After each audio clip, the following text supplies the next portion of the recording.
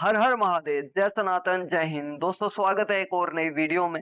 दोस्तों जिस तरह से बांग्लादेश में क्राइसिस हुए, शेख हसीना को देश छोड़ के जाना पड़ा, इसके पीछे किस किस का हाथ है, इस पे एक पूरी डिटेल्ड वीडियो आई है खान सर की तरफ से, जो आज हम देखेंगे। दोस्तों अगर चैनल पर नए हैं तो चैनल को सब्सक्राइब करें। चलिए आज की वीडियो को शुरू करते हैं।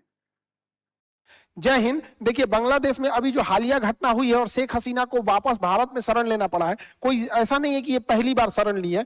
और इससे बाद इस एक समय था जब बांग्लादेश में ये लौट के गई थी और शेख हसीना वापस बांग्लादेश लौट के जाएंगी और फिर चुनाव लड़ेंगी। इसके बांग्लादेश में आखिर ऐसा क्यों हो रहा है, इसको जानने के लिए हम लोग को आजादी के समय से एक लंबे इतिहास से पीछे चलना पड़ेगा। जब ये पश्चिमी पाकिस्तान और पूर्वी पाकिस्तान एक ही थे, यहाँ पर ये दोनों एक ही थे और इनके संसद भवन को नेशनल असेंबली कहते हैं। जैसे हमारे यहाँ पार्लियामेंट संसद भवन कहते हैं, इसको नेशनल असेंबली कहते हैं, जिसमें 300 सीटें हैं। बहुमत के लिए 151 चाहिए तो सरकार बना लेंगे। जब चुनाव हुआ तो वहां दो प्रमुख पार्टियां लड़ रही थी। पाकिस्तान पीपुल्स पार्टी की ओर से थे जुल्फिकार अली भुट्टो और अवामी लीग की ओर से लड़ रहे थे शेख मुजीबुर रहमान। शेख मुजीबुर रहमान ये पूर्वी पाकिस्तान के रहने वाले थे और जुल्फिकार अली भुट्टो जो थे वो पश्चिमी पाकिस्तान के थे। चुनाव में जो होता है, जुल्फिकार अली भुट्टो हार जाते हैं, इन्हें केवल 86 सीटें मिलती हैं, जबकि बहुमत के लिए 151 सीटें चाहिए होती हैं। इन पाकिस्तान पीपुल्स पार्टी हार जाती है, जबकि शेख मुजीबुर रहमान की पार्टी अवामी लीग 167 वोट पाती है, यानी 151 से ज्यादा पाती है, 40% वोट पा जाती है। आप ऐसे ही समझिए कि मोदी जी को 36% वोट मिला है, बीजेपी को 36% और इन्हें 40%। कितना था? तो बांग्लादेश के लोगों में बहुत खुशी हुई थी कि मतलब उस समय बांग्लादेश नहीं था, पूर्वी पाकिस्तान के हमारे एरिया का प्रधानमंत्री बनने जा रहा है, हमें विकास होगा। जैसे भारत में कैसे होता है कि साउथ से कोई प्रधानमंत्री बनेगा तो साउथ के लोग खुश होंगे ज्यादा। जैसे अभी प्रधानमंत्री नरेंद्र मोदी गुजरात से हैं तो गुजरात के लोगों को लगता है हमारे यहाँ से गए हैं, तो इसे सबको लगता है, तो ये लोग भी खुश थे। तो जब ये शपथ लेने यहाँ गए ना, तो ये जो थे जुल्फिकार अली भुट्टो यहिया खान से मिलकर इनको जेल में बंद कर दिया। कहा कि नहीं, तुम बंगाली है, तुम लोग कैसे प्रधानमंत्री बनेगा। तो ये लोग ना यहाँ के लोगों को बड़ी हीन नजर से देखते थे, काला बोलते थे, बंगाली बोलते थे, उल्टा सीधा बात बोलते थे यहाँ के लोगों को। और ये लोग तब देखे लो कि भैया इतना तक तो डिस्क्रिमिनेशन चल रहा था, बट इनके प्रधानमंत्री को जेल में डाल दिया गया, तो यहाँ बगावत हो गई। जब बगावत हो गई तो शेख मुजीबुर रहमान को छोड़ा गया। और जब वो छूट के आए बांग्लादेश में तो उन्होंने कह दिया कि बांग्लादेश, ये पूर्वी पाकिस्तान अब पाकिस्तान का भाग नहीं रह सकता है, हमें अपना अलग बांग्लादेश बनाना पड़ेगा। और इसके लिए एक लंबा आंदोलन छेड़ दिए यहाँ पे। जब ये आंदोलन छेड़ा गया तो ये जो खचरा है जुल्फिकार अली भुट्टो, इसने वहां भेजा जनरल टिक्का खान को। जनरल टिक्का खान जब बांग्लादेश पहुंचा, उस समय पूर्वी पाकिस्तान था, तो यहां पर आंदोलन कर रहे लोगों पर इतना अत्याचार किया कि बांग्लादेश में, यानी उस समय का पूर्वी पाकिस्तान में, इसने ऑपरेशन सर्च लाइट चालू किया और 30 लाख लोगों की हत्या कराया था। 30 लाख लोगों की हत्या कराने के कारण से जनरल टिक्का खान को बूचर ऑफ बांग्लादेश कहा जाता है। और इसने 4 लाख औरतों का रेप कर दिया था।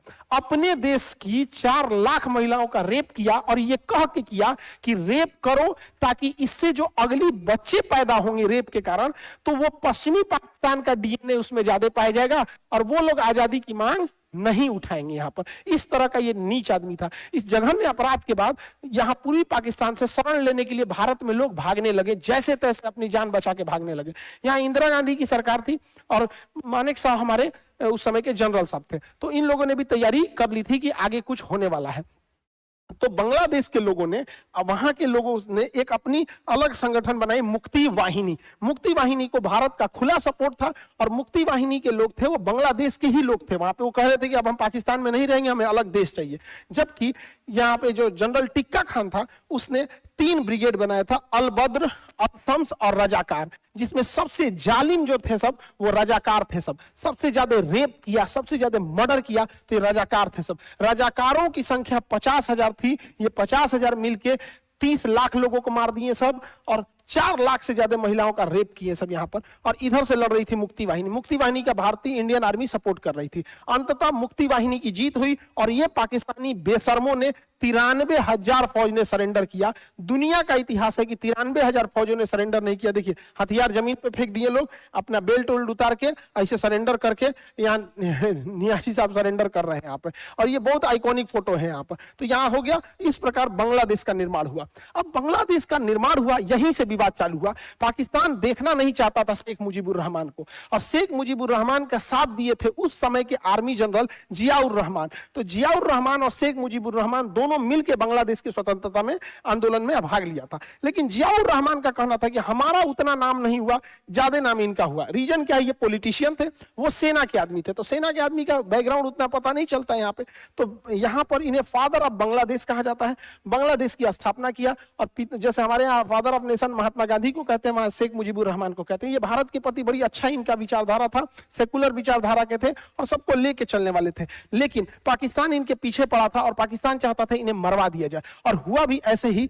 आजादी के महज 1972 में पाकिस्तान ने मान्यता दिया बांग्लादेश को। 3 साल बाद 15 अगस्त 1975 को 15 अगस्त 1975 को शेख मुजीबुर रहमान अपने घर में थे। उस समय आर्मी के कुछ लोग आए, आर्मी वाले कुछ वर्दीधारी इनके घर में घुसे और घर में घुस के गोलियां चलाने लगे। जब गोलियां चलाने लगे तो ये सीढ़ियों से उतर रहे थे, तो यहीं पे गोली मार दिया गया। इन्हीं सीढ़ियों पे शेख मुजीबुर रहमान को गोली मार दिया गया और उनके घर में 17 लोगों को मार दिया गया। हद तो तब हुआ जब उनके 10 साल के लड़का को भी मार दिया गया। 10 साल के लड़का को गोली मारा गया। सोचिए, एक परिवार में जब 17 लोग की मौत होगी तो क्या बीतता होगा। शेख मुजीबुर रहमान का पूरा खानदान उजाड़ दिया गया था। एक आदमी की मृत्यु होती है तो हालत खराब हो जाता है, और यहां पर इन्हें इतनी बेरहमी से मारा गया और लाश को ऐसे दफनाया गया था। सोचिए पाकिस्तान वाले कितने निर्मम हत्या के। अरे भाई, अगर किसी की जान ले भी लियो, अब मर गया है तो अब मरने के बाद लाश से क्या बदतमीजी करना है। एक गड्ढा में जानवर की तरह लाश दफनाए थे सब। केवल इनकी 2 बेटियां बच गई थी, शेख रेहाना और शेख हसीना, क्योंकि इनके हस्बैंड जर्मनी में थे उस समय, तो ये जर्मनी में थी उस समय, तो जर्मनी में थी। तो पाकिस्तान की जो आईएसआई थे सब, उनका कहना था 17 लोग को मार दिए, ईदुगो को और मार देते हैं, नहीं तो ये दिक्कत करेंगे सब। यह बात पता चल गई भारत को। भारत को पता चल गई कि पाकिस्तान की आईएसआई शेख हसीना और शेख रेहाना को जर्मनी में मारना चाहते हैं। तो इंदिरा गांधी ने उन्हें भारत में एसाइलम दे दिया, शरण दे दिया कि आप भारत में रहिए तब तक जब तक बांग्लादेश की स्थिति सही नहीं हो जाती है तब। और जैसे बांग्लादेश की स्थिति सही हो जाएगी, आप वापस जाके वहां चुनाव लड़िएगा और फिर सत्ता संभालिएगा। यही कारण है कि शेख हसीना भारत का बहुत समर्थन करती हैं, क्योंकि शेख हसीना जिंदा है तो उसके कहीं ना कहीं उसके पीछे भारत का हाथ है। अगर भारत को शरण नहीं दी रही तो इन लोग को बहुत मुश्किल हो जाता, क्योंकि आईएसआई इनके पीछे पड़ी हुई थी। हुआ क्या, वहां पर 1975 में शेख मुजीबुर रहमान की हत्या हो जाती है। तो शेख मुजीबुर रहमान के साथ जो सेनापति लड़ रहे थे जियाउर रहमान, जो ये कह रहे थे कि हमको क्रेडिट नहीं मिला, अब इनके हाथ में सत्ता आ जाती है। तो जियाउर रहमान के हाथ में सत्ता आ जाती है। लेकिन बांग्लादेश की जो सेना थी वो इनको भी नहीं देखना चाहती है। ये एक दिन चटगांव दौरे पर थे, तो 30 मई 1981 को सेना ने इनके घर में भी घुस के ऐसे ही हत्या किया जैसे शेख मुजीबुर रहमान के किया था। तो इनका हत्या कर दिया गया जियाउर रहमान की, और इनकी पत्नी का नाम था खालिदा जिया। और खालिदा जिया जो थी विधवा हो गई वहां पर, तब वो एक विधवा जीवन जीने लगी वहां पे। तो और इनको मरवाने वाले थे जनरल इरशाद, तो यहां इनकी भी हत्या हो गई।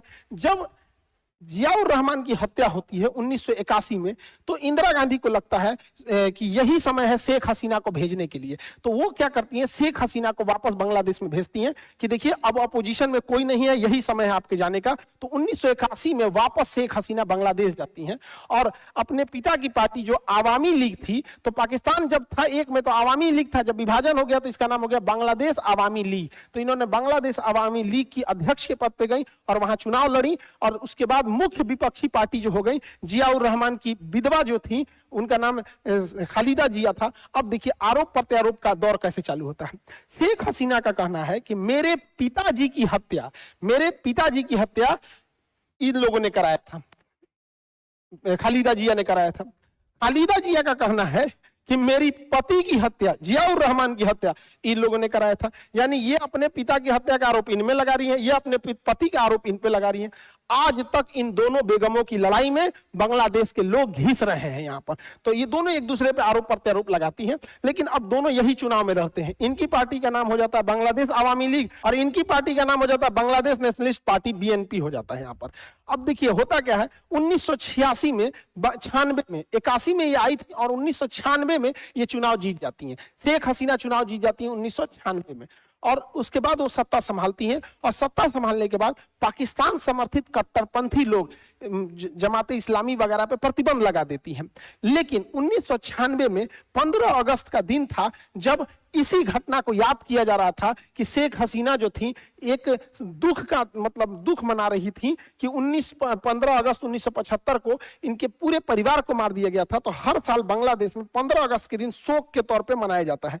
ये क्या की खालिदा जिया कि 15 अगस्त को अपना जन्मदिन का केक काट दी, भव्य तरीके से केक काट दी। इतना नीच हरकत करने की जरूरत इसे नहीं थी। किसी के परिवार में 17 लोग को मार दिया गया है, उस दिन आप जबरदस्ती अपना बर्थडे केक काटिएगा। तो अच्छा बर्थडे रहता तो केक काटती, इसका 15 अगस्त को बर्थडे नहीं है, जबरदस्ती ये बर्थडे मनाई। कैसे? तो देखिए इसके पासपोर्ट में इसका बर्थडे 19 अगस्त है, मैरिज सर्टिफिकेट में 9 अगस्त है, मार्कशीट में 5 अगस्त है और इसकी अपनी बायोग्राफी में 19 अगस्त है। यानी इसका ओरिजिनल डेट ऑफ बर्थ अगस्त 15 अगस्त नहीं है। लेकिन यह शेख हसीना के जख्मों पे मतलब नमक रगड़ने के लिए जिस दिन इनके परिवार के 17 लोगों की हत्या हुई अपना जन्मदिन मनाने लगी, इस वजह से इन दोनों की लड़ाइयां और गहराते गई यहां पर। और यही तो विपक्षी नेता में रह गए लोग पार्टी में लड़ाई मतलब चुनाव में। तो 1996 से 2001 तक शेख हसीना थी। उसके बाद 2001 में जब चुनाव हुआ तो खालिदा जिया जीत गई, 2001 से 2006 तक ये रही। बट इन दोनों में गड़बड़ी क्या है ना, घर में कैसे दो महिला लड़ती हैं सब, इस देश में दोनों महिला लड़ रही थी सब, एकदम भयानक, एकदम बकोटा बकोटी। तो यहाँ पे ना ये इस पे आरोप लगा रही है कि चुनाव में ये धांधली की है, और ये इन पे आरोप लगाती है कि ये धांधली की है। सब एक दूसरे पे आरोप लगाते हैं। तो बांग्लादेश में एक कानून बना दिया गया कि जब चुनाव होगा तो उस समय एक केयर टेकर राष्ट्रपति बनाया जाएगा और सारी शक्तियां उस राष्ट्रपति को दे दी जाएगी चुनाव के दौरान, ताकि किसी के पास शक्ति ही नहीं रहे कि मिसयूज कर सके। तो केयर टेकर राष्ट्रपति का कंसेप्ट आया कि भैया यही केयर टेकिंग करेंगे, चुनाव इन्हीं के मद्देनजर अच्छा से होगा। तो केयर टेकर राष्ट्रपति बनाया गया फखरुद्दीन अहमद और खचरा निकला। ई का किया कि इसको केयर टेकर बनाया गया।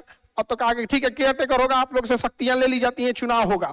जैसे शक्ति ले लिया ना तो दोनों को जेल डाल दिया, कहा हम यहां से हम रहेंगे राष्ट्रपति, पूरा शक्ति अपने ले लिया। 2 साल तक सत्ता खुद चलाया, 2006 से 2008 तक। 2006 में चुनाव होने वाला था, तो गजब बंदरबाट हो गया, दोनों को जेल डाल दिया। बाद में सुप्रीम कोर्ट का हस्तक्षेप हुआ तो जेल से बाहर निकली और 2008 में शेख हसीना जीत गई। 2008 से 13 तक जीती, फिर 13 से 18, 18 से 24 जीती। बीच में कोरोना की वजह से थोड़ा डिले हुआ था, और फिर 2024 में चुनाव हुआ, फिर जीत गई। ये चौथी बार प्रधानमंत्री बन रही है शेख हसीना, जिस वजह से इन्हें डिक्टेटर कहा जाने लगा। और ये चुनाव में हारने लगी खालिदा जिया। ये कट्टरपंथी है, पाकिस्तान के समर्थित है। दूसरा, इनके ऊपर 1.5 करोड़ रुपया के घोटाले का आरोप लग गया, 2018 में जेल चली गई। तो खालिदा जिया का करियर खत्म हो गया था और शेख हसीना प्रधानमंत्री बनकर जीत गई। भारत के लिए बहुत अच्छा है। शेख हसीना का एक और लड़ाई हो गया मोहम्मद यूनुस के साथ। मोहम्मद यूनुस बहुत अच्छे इंसान हैं। बांग्लादेश में इन्होंने देखा कि लोगों के पास पैसे की कमी है, उनके पास आइडियाज की कमी नहीं है, पैसे की कमी है यहाँ पर। अब जैसे किसी को बहुत अच्छा खाना बनाने आता है और अगर पैसा नहीं है तो किसी होटल में जाके बावर्ची का काम करेगा, लेकिन अगर आप उसे पूंजी दे दीजिएगा तो उस पूंजी की मदद से वो अपना होटल खोल लेगा। तो इन्होंने यही चालू किया, माइक्रो क्रेडिट चालू किया, थोड़े थोड़े पैसे देने चालू किए। और इन्हीं का कंसेप्ट आज पूरी दुनिया में लगता है कि आजकल कोई भी कुछ पैसे देके मोबाइल ईएमआई करा लेता है, वॉशिंग मशीन ईएमआई करा लेता है। तो छोटा छोटा दुकानों पे जाके आप ईएमआई पे लेते आते होंगे। ये इन्हीं का कंसेप्ट है, मोहम्मद यूनुस का कंसेप्ट है। आजकल तो वही हो गया है, सोचा लड़का सब ईएमआई पे आईफोन लेके चमका रहा है सब, अरे क्या जरूरत है दिखाने का। तो ये वाला कंसेप्ट इनका था। लेकिन इन्होंने सोचा कि हम भी क्यों ना चुनाव लड़ ले। तो 2007 में इन्होंने नागरिक शक्ति पार्टी बनाया, लेकिन चुनाव हार गए। तो बांग्लादेश की शेख हसीना का अब इनसे विवाद होने लगा कि भैया इनको निपटाओ। कोई भी बांग्लादेश में गड़बड़ी होता था तो शेख हसीना इन्हीं की ओर आरोप लगा देती थी। एक बार ऐसा हुआ कि शेख हसीना ने कहा कि मोहम्मद यूनुस को पद्मा नदी में डुबा देना चाहिए, जब उनको मरने वाले हो तो वापस निकाल देना चाहिए, अब फिर डुबाना चाहिए, तड़पा तड़पा के रखना चाहिए। तो शेख हसीना का इनके साथ भी विवाद चल रहा था। अभी यही है केयर टेकर प्रधानमंत्री बांग्लादेश का। देखिए बांग्लादेश में 2 प्रमुख नदी देखेंगे तो ब्रह्मपुत्र नदी चाइना से होते हुए बांग्लादेश में जाती है। ब्रह्मपुत्र नदी को भारत में ब्रह्मपुत्र कहेंगे लेकिन बांग्लादेश में जमुना कहते हैं। और गंगा नदी जब बांग्लादेश में प्रवेश करती है तो उसे पद्मा कहते हैं। तो जो पद्मा नदी में डुबाने की बात थी वो एक्चुअल में गंगा नदी है, गंगा को बांग्लादेश में पद्मा कहते हैं। जब ये दोनों मिल जाती है, इनकी संयुक्त धारा में एक मेघना आके मिलती है, तो इनको संयुक्त दोनों की संयुक्त धारा को हम मेघना नदी कहते हैं। ये तो ज्योग्राफी का टॉपिक है। अब देखिए जब 2024 में शेख हसीना चुनाव जीतती हैं तो चुनाव जीतने के बाद एक बहुत ही मैच्योर्ड प्रधानमंत्री के तौर पर ये अपने देश का भला सोचते हुए भारत को भी लेके चलती हैं, चाइना को भी, रसिया से भी। यानी बांग्लादेश तीनों को बैलेंस करके चल रहा था, न ज्यादा रसिया, चाइना, इंडिया किसी को ज्यादा फेवर नहीं कर रहा था, क्योंकि ये हकीकत भी है। और ये बहुत मेजोरिटी से जीत के आई थी, 300 में से 222 सीट यानी 41% चुनाव जीत के आई थी वोट। लेकिन एक रिजर्वेशन की वजह से यहां बवाल हो गया। रिजर्वेशन था कि 1971 की जो लड़ाई हुई थी स्वतंत्र कराने के लिए बांग्लादेश में, उसमें कुछ आरक्षण की व्यवस्था की थी। बांग्लादेश में आरक्षण जाति धर्म के नाम पे नहीं है, स्वतंत्रता सेनानियों को है। तो 1972 में 30% आरक्षण दिया गया स्वतंत्रता सेनानियों को कि जो फ्रीडम फाइटर है। लेकिन 1972 के बाद 1997 में यह 30% आरक्षण उन फ्रीडम फाइटर के बच्चों को भी दे दिया गया। तो लोगों ने कहा कि भैया फ्रीडम फाइटर के बच्चों को क्यों दे रहे हो? फिर लोगों ने बर्दाश्त किया कि चलो भाई बच्चे को दे देते हो, ठीक है। 2010 में शेख हसीना जब प्रधानमंत्री आती थी तो फ्रीडम फाइटर को बहुत महत्व देती थी, क्योंकि फ्रीडम फाइटर इनके पार्टी में ज्यादा थे। तो फ्रीडम फाइटर के नाती पोता को भी आरक्षण दिया गया। ये और बांग्लादेश में होने लगा कि भैया आप सबको आरक्षण देते जाएंगे, जो लड़ा था उसको दिए ठीक है, उसको बच्चा को दिए, फिर बच्चा के बच्चा को दे रहे हैं, ये ठीक नहीं है। तो जब विरोध होने लगा तो शेख हसीना ने 2018 में यह 30% आरक्षण खत्म कर दिया। तो देश में बवाल खत्म हो गया, आरक्षण को खत्म कर दिया। लेकिन इसी बीच एक स्वतंत्रता सेनानी पहुंच गया हाईकोर्ट, और हाईकोर्ट में कहा कि नहीं, हमें आरक्षण मिलना चाहिए क्योंकि हमने स्वतंत्रता की लड़ाई लड़ी थी। इसी साल 2024 में हाईकोर्ट ने कहा कि नहीं, वापस 30% दे दो। तो भैया इसमें शेख हसीना ने तो दिया नहीं था, इसमें तो हाईकोर्ट ने दिया था। लेकिन लोग भड़क गए शेख हसीना पे। याद कीजिए यही घटना हुई थी मणिपुर में। कोर्ट ने डिसीजन दिया था आरक्षण के लिए, और कोर्ट के डिसीजन के बाद इतना भीषण बवाल हुआ था। और बांग्लादेश में भी कोर्ट ने डिसीजन दिया, उसके बाद। और ये बिल्कुल सही बात है कि जो भी घटना हुई वहां पे कोर्ट की तरफ से बयान दिया गया, कोर्ट की तरफ से जो है जजमेंट दी गई, उसके बाद जो है वो पूरा का पूरा माहौल जो है वो बिगड़ा। और सभी जो विपक्षी दल हैं वो इसके लिए भारतीय जनता पार्टी को जो है इसके लिए गुनहगार साबित करते हैं कि उनकी वजह से ये सब हुआ है। तो ये चीजें बहुत ध्यान देने वाली हैं और समझने वाली हैं ये चीजें कि किसके कहने पर क्या हुआ और कि इस पूरे घटनाक्रम में किसका हाथ है। तो ये सब चीजें हमें जाननी चाहिए। भीषण बवाल हो गया। ढाका यूनिवर्सिटी के बच्चे जो थे सड़कों पे निकल गए। इसमें अमेरिका की इन्वॉल्वमेंट हो गई, पाकिस्तान की इन्वॉल्वमेंट हो गई, और शेख हसीना थोड़ी रिजिड हो गई। उनको इंटरनेट शटडाउन उसी समय कर देना चाहिए, और किसी भी कार्रवाई करो तो गुप्त ढंग से कार्रवाई करो। और ये स्टूडेंट बहुत भयानक बगावत ले लिए, और इसमें एक बहुत बड़ी घटना हो गई। जब पुलिस गोली चलाई तो कुछ बच्चों की मृत्यु हो गई, शहीद हो गए कुछ बच्चे, जिससे कि युवा और भड़क गए। युवाओं को प्यारे से समझा सकते, धमका के तो युवाओं को नहीं समझा सकते हैं। इसी बीच जब आंदोलन चल रहा था तो मीर मगदो नाम का एक व्यक्ति था, मीर मगदो था, वो पानी पिलाता था सबको, जो आंदोलनकारी थे, पानी पी लो पानी पी लो पानी पी लो। तो इसी दौरान जब पुलिस गोली चलाई ना तो उसको लग गया। अब भीषण और बवाल हो गया कि भैया वो तो पानी पिला रहा था, आंदोलन नहीं कर रहा था, तुमने गोली मार दिया। और उग्र हो गया आंदोलन। इसी बीच यूनिवर्सिटी के 3 विद्यार्थी, नाहिद, आसिफ और अबू बकर, इन 3 जो मेन लीडर थे, पुलिस इनको उठा लेती है अलग अलग जगहों पे, और सिविल ड्रेस में पुलिस उठा लेती है। और इन लोग को इतना मार मारती है, इतना मार मारती है, अब मार के अब वीडियो बनवाती है। तो ये लोग कहते हैं आंदोलन मत कीजिए, लेकिन जब मारे रहेंगे तो पता चल जाएगा। तो ये लोग कहते हैं कि जरूर इन लोगों ने अरेस्ट किया है। तो बांग्लादेश की पुलिस कहती है नहीं, हमने अरेस्ट नहीं किया है, पता नहीं कहां से वो वीडियो बना है। तब तक इसी बीच बांग्लादेश पुलिस जब इसमें नाहिद को उठा रही थी तो उस दौरान एक वीडियो बन गया था कि पुलिस अरेस्ट करके ले जा रही है। अरे बांग्लादेश का पुलिस, तुम लोग को इतना बुद्धि नहीं है कि इन लोग को जब उठा रहे हो तो सिविल ड्रेस में उठाओ। अच्छा, एसटीएफ सिविल ड्रेस में ही उठाई थी, लेकिन उनके गाड़ी पे लिखा हुआ था पुलिस। बकलोल कहीं का भाड़ा पे बोलोरो ले आता, पता नहीं चलता। तो किसी ने वीडियो बना लिया था कि पुलिस ने उठा के ले गई है। फिर पुलिस के ऊपर दबाव बना तो पुलिस इन तीनों को छोड़ी। जब इन तीनों को छोड़ी तो मीडिया वाले पूछे कि आपने ऐसा वीडियो क्यों बनाया था कि आंदोलन रद्द कर दिया जाए। तो उन्होंने अपना कपड़ा हटा के और जब जख्म दिखाया मारपीट का, और रो रो के जब वीडियो बनाए, तब पूरा उग्र हो गया बांग्लादेश और कहे कि अब सीधा कूच करते हैं, मार्च करते हैं। कहां पर? बांग्लादेश में शेख हसीना के भवन पर। और इस दौरान पूरी भीड़ शेख हसीना के दरवाजे तक चलने लगी। शेख हसीना ने हाई प्रोफाइल मीटिंग बुलाया, जिसमें वकारुज्जमा सेनापति भी उसी में उपलब्ध थे। वहां पर सेनापति के साथ ही इंटेलिजेंस हेड जो थे वकारुद हसन थे, और साथ ही वहां पर जो NSA national security adviser Tariq Hasan Siddiqui भी थे, ये तीनों लोग मिलकर शेख हसीना को कहें कि हम भीड़ को कंट्रोल नहीं कर पाएंगे, हम लाठी नहीं चार्ज कर सकते हैं, गोली नहीं चार्ज कर सकते, आप यहां से चले जाइए, बांग्लादेश छोड़ के आप चली जाइए। ये जाने को रेडी नहीं थी, तो इनके बच्चे को अमेरिका में फोन लगाया गया और इनकी बहन से जब बात कराया गया तो इन लोगों ने समझाया कि भीड़ ने ही 17 लोगों को मार दिया था घर में घुस के, आप ही बची हैं, एगो आपको खाला बचल है, चल आइए फिर कभी जाइएगा वापस। तो 40 मिनट का समय दिया गया और सेनापति ने इन्हें वापस हेलीकॉप्टर से फिर जहाज में बैठा के भारत भेज दिया। जबकि ये सेनापति बनने लायक नहीं थे, वकारुज्जमा सेकंड सीनियर थे, इनको जानबूझ के शेख हसीना ने प्रमोशन दिया था इसी साल 11 जून को कि आप बनिए। ये उनके रिश्तेदार लगते हैं, ये शेख हसीना की ना शेख रेहाना के देवर लगते हैं, तो रिश्तेदारी में बांटेंगे लोग यहाँ पे। और हो गया कांड यहाँ पर, फिर शेख हसीना को बांग्लादेश छोड़ना पड़ा हेलीकॉप्टर से, फिर जहाज में बैठी और जहाज में इनका सुपर हरकुलियस जहाज हिंडन एयरपोर्ट पे ले आके लैंड किया यहाँ पर। इस बीच जो शेख हसीना का बंगला था गोनो भवन, उसमें उग्रवादी घुस गए थे। सर आपको क्या लगता है ये लोग शेख हसीना को छोड़े होंगे? शेख हसीना की साड़ी उठा ले गए लोग, अंडरगारमेंट लेके चले गए सब यहाँ पे, शेख हसीना का चिथड़ा उड़ा देते सर। तो शेख हसीना का निकलना तो खैर वहां पे था, लेकिन भारत का इंटेलिजेंस फेल्योर था यहाँ पर। भारत को सोचना चाहिए, एक इंदिरा गांधी का समय था जब मुक्ति वाहिनी को घुसाकर हमारे सैन्य मानेकशा सेना घुसाकर वहां पाकिस्तान की सरकार उजाड़ दिए, पाकिस्तान से विभाजन कर दिए, वहां का स्वतंत्र सरकार बना लिए और वहां अपनी पसंद का सरकार भी बैठा दिए। और एक अभी का इंटेलिजेंस हमारे यहाँ का चुपचाप टुकुर टुकुर देख रहा है, हाँ तो बांग्लादेश के हेलीकॉप्टर से आए, और हमारी मीडिया कह रही है कि शेख हसीना की जहाज के पीछे हमने 2 राफेल लगा दिया था कि सुरक्षित वापस आ सके। हाँ मतलब अरे बैल, तो एकरों में अपना काबिलियतें दिख रहा है।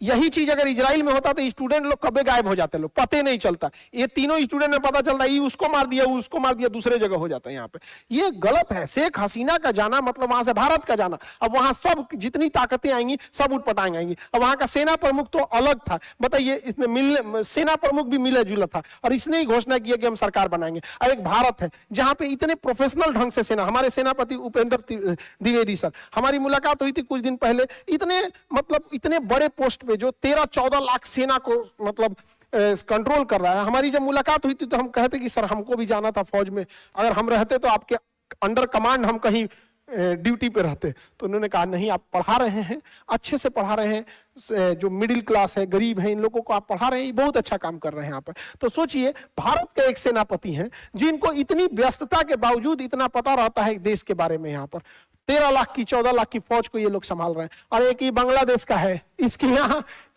सेनापति इतना लोगों को रोक नहीं पाया, बताइए, इतना भीड़ को नहीं रोक पाया। अब वही भारत की सेना को दे दीजिएगा तो कचूमर निकाल दिए रहते। तो खैर सैल्यूट हो हमको भारत की सेना, हमारे पूरी सेना के ऊपर जो इतना डिसिप्लिन तरीके से प्रोफेशनल ढंग से देश की सेवा करते हैं। अब सेना, अब बांग्लादेश की कमांड आ गई है मोहम्मद यूनुस के पास। इनमें इन 3 प्रदर्शनकारियों को भी रखा गया है, इंटेलेक्चुअल लोगों को रखा गया, वकील, जज, साइंटिस्ट हैं, सब कुछ महिलाएं हैं। अब वो लोग बांग्लादेश को एक नए ढंग से चालू करेंगे। लेकिन बांग्लादेश में उपद्रव बहुत ज्यादा हो गया है। अब कई लोग का कहना है कि अमेरिका का इसमें चाल नहीं था, बिल्कुल चाल था अमेरिका का। अमेरिका देख रहा था कि बांग्लादेश कैसे इंडिया को भी बैलेंस कर रहा है, चाइना को भी, रसिया को भी बैलेंस कर रहा है, इसलिए अमेरिका को यह पसंद नहीं आ रहा था। इसीलिए अमेरिका चाल चलने लगा और बार बार बोलता था कि बांग्लादेश में चुनाव अच्छा से नहीं हुआ है। भैया अमेरिका में कौन सा चुनाव अच्छा से हुआ था? ट्रंप तो खुदे आरोप लगा रहे थे उनको जबरदस्ती हराया गया यहाँ पे। तो अमेरिका ने क्या कहा, मतलब शेख हसीना का कहना था कि अमेरिका यहाँ सेंट मार्टिन आइलैंड चाहता है। क्यों? क्योंकि चाइना के जितने भी जहाज हैं ये मलक्का स्ट्रेट से निकलते हैं, इस पर नजर रखने के लिए चाइना चाहता है, अमेरिका चाहता है। तो शेख हसीना ने मना कर दिया कि यहां अगर अमेरिका को दे देंगे तो भारत भी नाराज हो जाएगा, चाइना भी नाराज हो जाएगा, इन दोनों की वजह से रसिया भी नाराज हो जाएगा। तो मना कर दिया यहाँ पर, यही आरोप लगाई थी अमेरिका के ऊपर। अभी हाल ही में अमेरिका के डेलीगेट्स आए थे सब बांग्लादेश में। अब देखिए अमेरिका का योगदान कैसे नहीं है, बांग्लादेश में आए थे सब, उन्हें कायदे से बांग्लादेश के प्रधानमंत्री से मिलना चाहिए और नेता विपक्ष से भी मिलना चाहिए। उन लोगों ने प्रधानमंत्री से मुलाकात नहीं किया, डायरेक्ट मिले, नेता विपक्ष से चले गए। बताइए कोई तरीका है? तो साफ वो दिखा रहे थे लोग कि ये बांग्लादेश में अमेरिका का इंटरवेंशन है। विदाउट अमेरिका के इंटरवेंशन ऐसा हो ही नहीं सकता है। यूएनओ की बेशर्मी देखिए, यूएनओ क्या कह रहा है कि प्रदर्शनकारियों पे लाठीचार्ज नहीं होना चाहिए, ये इनका अधिकार है। अरे ये चोट्टे प्रदर्शनकारी शेख हसीना का अंडरगारमेंट नोच के लेके चल गए, सब साड़ी नोच के लेके चल गया सब, इनके पर प्रोटेस्ट नहीं होना चाहिए, इनका अधिकार है। और कश्मीर में जब हम लोग आतंकवादियों को मारते हैं ना, तो हम लोग पे इंक्वायरी बैठा देता है। अब बांग्लादेश में हिंदुओं के साथ, माइनॉरिटी के साथ अत्याचार बढ़ जाएगा, अब कौन रोक सकता है उसको बढ़ने से लिए? सरकार जो थी शेख हसीना की, वो न्यूट्रल सेकुलर सरकार थी, अब उस पर बढ़ जाएगा। अब सरकार इस पे कितना रोक सकती है? यहाँ पर दूसरे की गवर्नमेंट है। और वहां पर शेख मुजीबुर रहमान का पुतला गिरा दिया सब। क्या ये स्टूडेंट है? सब नहीं है सब। और हम लोग कह रहे हैं बहुत गलत हुआ, शेख मुजीबुर रहमान का पुतला नहीं गिराना चाहिए। अब भारत में जब गांधी जी लोग को मारते हैं लोग, तो इनकी जो कहते हैं लोग नाथूराम गोडसे की जय, तो दुनिया हम लोग को का तारीफ करती होगी। जब हम लोग बांग्लादेश को कहते हैं, इतना समझते हैं कि भाई तुम्हारा देश का राष्ट्रपिता है, उसको पुतला मत फूको, तो हम लोग में भी यही होता है। तो रेडिकलाइज नहीं होना चाहिए, देश के लिए अच्छा बात नहीं है। अभी भारत को यही मौका है कि चिकन नेक जो 22 किलोमीटर है, चौहर के अपना कब्जा कर लो। ससुरा तो नहीं लो, या तो शेख हसीना वापस जाएंगी तो हम लोग लौटा देंगे, और नहीं तो ले कब्जे कर लेते हैं यहाँ पे, वरना चाइना यहाँ के बैठ जाएगा। तो यही मौका है बढ़िया से कब्जा लेने का यहाँ पे। अभी भारत से बहुत सारी कंपनी बांग्लादेश को बिजली सप्लाई कर रही थी, Adani group, NTPC, power grid corporation. अब बांग्लादेश के लोग हम लोग का बिजली फूंक दिया तुम लोग, और 8,000 करोड़ बिजली बिल अभी तक नहीं दिया।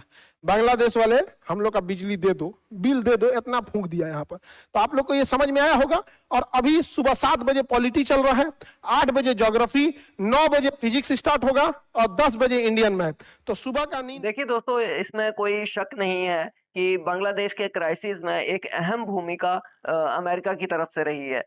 चाहे वो इस पूरे प्रदर्शन को नेक्स्ट लेवल पे ले जाना हो, चाहे फिर वो शेख हसीना के घर में, उनके भवन में घुसना हो, ये सारा जो है कोई ना कोई पीछे बैठ के इसको पूरा का पूरा चला रहा था। ये हमें मानना ही पड़ेगा। जिस तरह से कट्टरपंथी लोग जो हैं वो वहां घुस जाते हैं, और अब दूसरा इसका पहलू नजर आ रहा है कि जिस तरह से हिंदुओं पे लगातार अत्याचार किया जा रहा है, तो ये कहीं ना कहीं जो है बांग्लादेश की पूरी स्थिति खराब करने का एक प्रयास किया जा रहा है कि बांग्लादेश जो है वो सेटल नहीं हो पाए। दूसरी बात हम ये करेंगे कि जिस तरह से खान सर ने बताया कि राष्ट्रपिता महात्मा गांधी जी को मारने वाले नाथूराम गोडसे की जय बुलाने वाले लोग जो हैं उन पे बात की, तो एक चीज और यहाँ पे मैं बताना चाहूंगा कि आज का जो दौर है, आज का जो टाइम है, ये ज्यादातर जो लोग हैं वो फैक्ट्स पे जो है इस पे चलते हैं। चाहे वो अच्छा हो चाहे वो बुरा हो, हर चीज के लिए फैक्ट्स जो हैं वो देखे जाते हैं। तो इसमें भी मैं बिल्कुल इस चीज को, इस घटना को मैं डिनाई करता हूँ, ये अच्छा नहीं हुआ। बट फिर भी हमें ये चीज देखनी चाहिए कि एक पढ़ा लिखा इंसान जो उनका फॉलोअर रहा हो, और उसी ने इतना बड़ा कदम उठाया कि महात्मा गांधी को उसने शूट किया, तो उसके बाद जो उनके बयान हैं, जो कोर्ट में उन्होंने दलीलें दी, हमें उन्हें भी सुनना चाहिए। ठीक है, आखिरकार हर कोई इंसान है, इंसान से कोई ना कोई गलती होती है, फिर चाहे वो कितना भी बड़ा ओहदे पे हो या कितना भी बड़ा मुकाम पे हो, तो उसमें जो है इंसान है तो गलती होगी। मैं ये नहीं कह रहा कि महात्मा गांधी ने कोई गलती की, पर हाँ ये भी हमें जो है देख के चलना होगा कि फैक्ट्स क्या हैं, क्यों ऐसी मतलब घटना ने जन्म लिया, क्यों ये सब चीजें हुई कि एक फॉलोअर जो उन्हें मानने वाला, उसी ने इतना बड़ा कदम उठाया। तो ये सब चीजें जो है हमें जाननी होंगी। दोस्तों, आपकी क्या राय है इस पूरे घटनाक्रम के बारे में? कमेंट सेक्शन में जरूर बताइए। मिलते हैं आपसे अगली वीडियो में, तब तक के लिए हर हर महादेव, जय सनातन, जय हिंद, स्टे सेफ।